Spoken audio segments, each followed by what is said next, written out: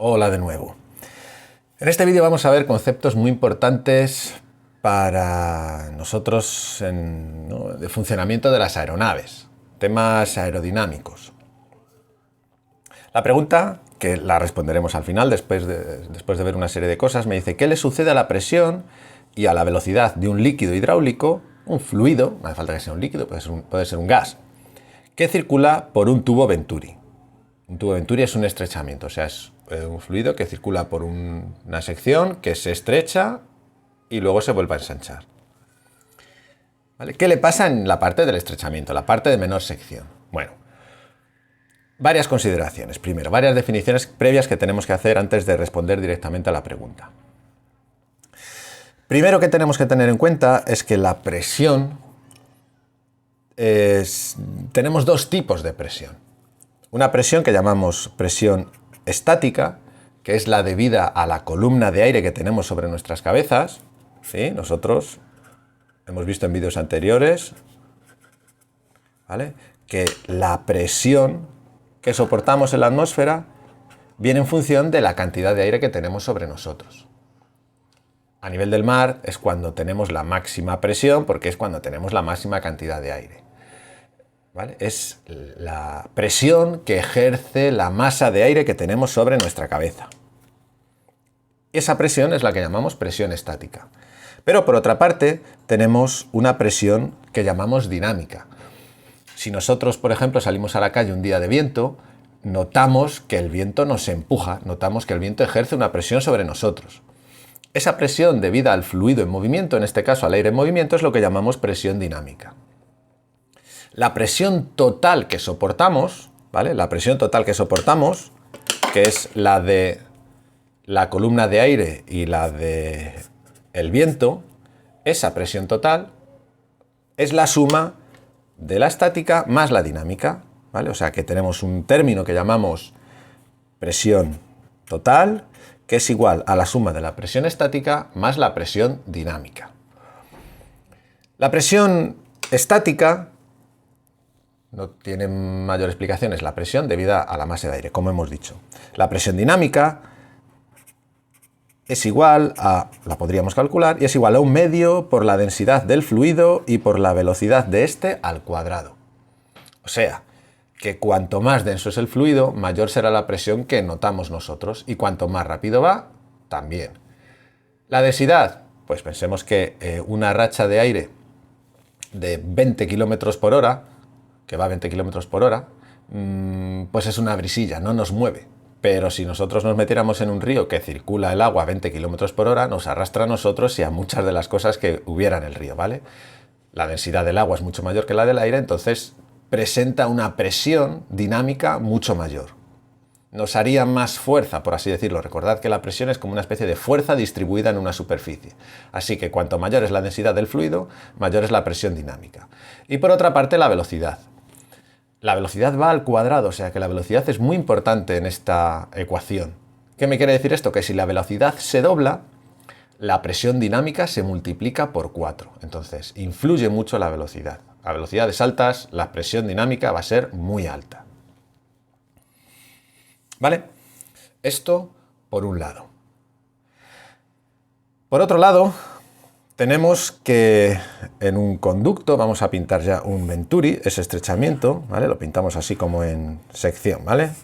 Este es las paredes del tubo. Y el fluido viene por aquí. Y este es mi estrechamiento, esa sección 0, vamos a poner. La sección del estrechamiento. Y aquí en general tendremos una sección más grande y por aquí viene el fluido con una determinada velocidad. Bien, como esto es un conducto cerrado, lo que está claro es que el caudal en este punto va a ser igual al caudal en este punto, igual en este punto, en este. Pensemos en un río. Un río, mientras no tenga afluentes o bifurcaciones, el caudal va a ser el mismo en toda la longitud del río. O sea, el agua no se va a escapar. El caudal es volumen por unidad de tiempo.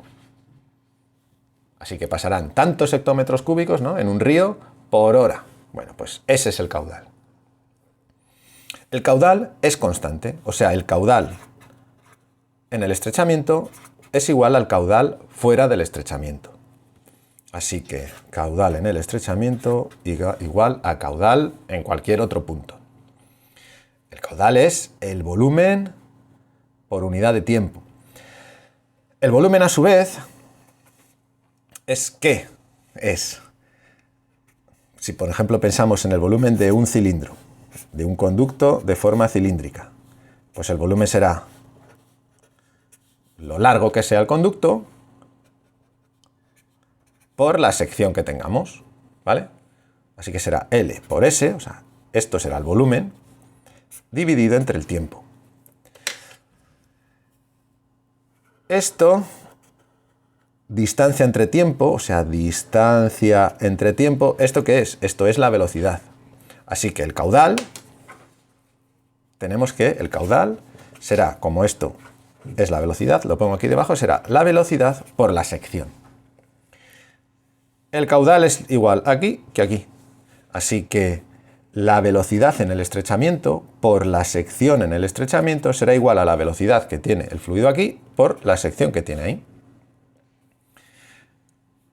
Así que esta es la velocidad en el estrechamiento. Esto es una de las cosas que me piden, la velocidad en el estrechamiento. La despejo y me queda que V sub 0 es V por S partido de S sub 0. Analicemos esta expresión. Como S0 es menor que S, porque es la sección en el estrechamiento, esta sección es menor que cualquiera de esas. Este término que va a pasar con él, el S partido de S sub 0, que va a ser un término elevado. Por tanto, en el estrechamiento, la velocidad del fluido sube. La velocidad es más alta en el estrechamiento que fuera de él. Esto es lógico. Si pensamos que un mismo caudal tiene que pasar por una parte más estrecha, tendrá que pasar más rápido, ¿vale? Un determinado volumen tendrá que pasar más rápido. Así que, primera cosa, la velocidad aumenta. Lo vamos a poner por aquí. La velocidad sube. Vamos a ver qué le pasa a la presión. Bueno, ya hemos visto las presiones que tenemos. Bernoulli, para nosotros muy importante, este físico estableció que siempre que no se aporte trabajo al fluido o se extraiga trabajo de él, que es algo que nosotros no tenemos, la presión total se conserva. O sea, que la presión total en el estrechamiento es igual a la presión total fuera del estrechamiento. ¿Vale? La presión total aquí es igual a la presión total aquí. Hay ciertas condiciones también para que esto se cumpla, como que tengan que estar a la misma altura y demás. El fluido se considera ideal, pero bueno. El caso es que la presión total se conserva. No perdemos presión total en un fluido que se está moviendo por un conducto. La presión total en el estrechamiento será la presión estática del estrechamiento más la presión dinámica del estrechamiento. Y esto será igual a la presión estática en otro punto fuera del estrechamiento más la presión total en otro punto fuera del estrechamiento. Fijémonos en una cosa.